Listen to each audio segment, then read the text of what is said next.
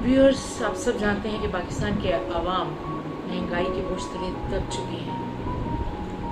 पाकिस्तान की इकोनॉमी तबाह हो चुकी है।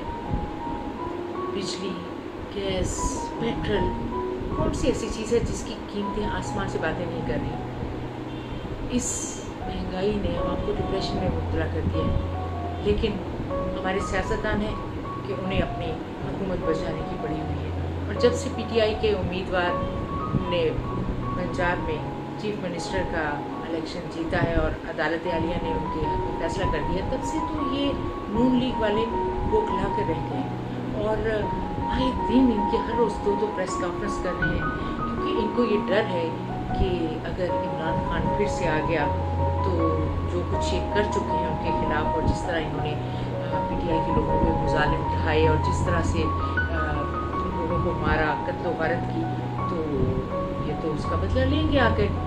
तो चुनाचे मौलाना फजलुर रहमान, मौलाना सनाउल्लाह, ये लोग तो बस पागल हो चुके हैं और ऑल फॉल बकते हैं आकर प्रेस कॉन्फ्रेंस में। इन्हें ये समझ नहीं आती कि क्या कहना चाहिए, क्या कहना नहीं चाहिए।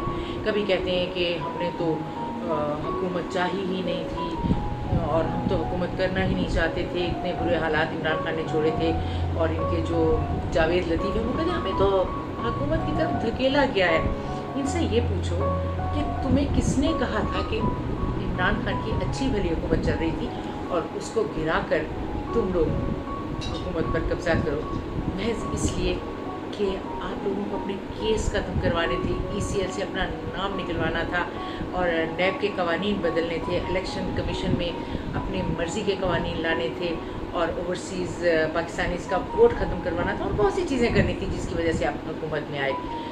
सब लोग अच्छी तरह से जानते हैं। और उसके पीछे जो वो कहते हैं ना कि एक शैतानी दिमाग था, वो आसिफ अली जरदारी का चल रहा था, और क्योंकि वो अपने बेटे को वज़ीर ख़ारजा बनाना चाहती थी और उन्होंने अपनी जी भर कर इन सब ने अपनी हज़रतें पूरी की हैं। हुकूमत में आने के बाद शहबाज शरीफ ने अपने बेटे को वज़ीर आला बनवा दिया, फजलुर रहमान ने भी अपने बेटे को वज़ीर बनवा दिया और इधर से जरदारी ने अपने बेटे को फॉरेन मिनिस्टर बना दिया।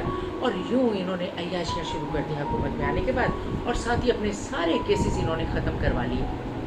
जितनी इन्होंने लूट मार की थी सब की सब इन्होंने ख़त्म करवा ली। और आप अच्छी तरह से जानते हैं कि शहबाज शरीफ और उनका जो बेटा है हमजा शहबाज, जब ये लोग हुकूमत में आए तो उससे एक दिन पहले इन पर फ़र्द जुर्म आयद होने वाली थी, लेकिन ये लोग हुकूमत में आ गए। और आपको पता है कि रजीम चेंज के ज़रिए किस तरह से इमरान खान की हुकूमत को रातों रात गिराया गया। अब ये सारा इल्ज़ाम अदलिया पे लगा रहे हैं कि अदलिया ने तो जी हमारे खिलाफ फ़ैसला कर दिया, गैर आइनी फ़ैसला कर दिया। इन्हें ये नहीं पता कि फ़ैसला जो है वो आइन के ऐन मुताबिक हुआ है और इतना आसान फ़ैसला है कि जिसमें फुल बेंच बनाने की ज़रूरत ही नहीं थी।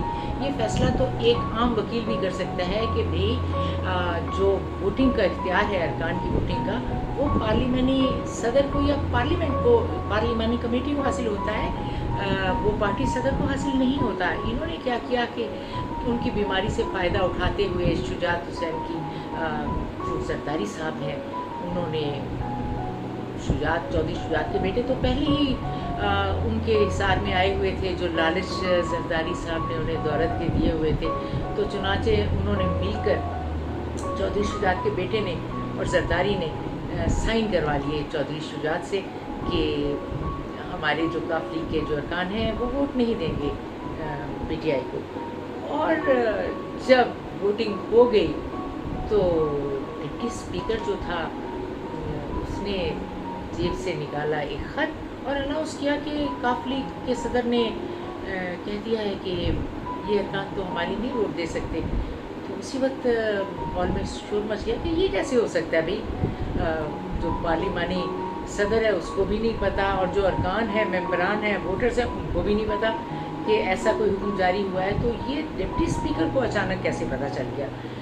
वो तो जनाब साजिश की गई थी ना कि जरदारी साहब ने एक लेटर लिखा और उस पर जाके साइन उनके करवाए चौधरी शुजात के, और खामोशी से जोर दरवाजे से लाकर और पकड़ा दिया डिप्टी स्पीकर को और दोस्त मज़ारी को।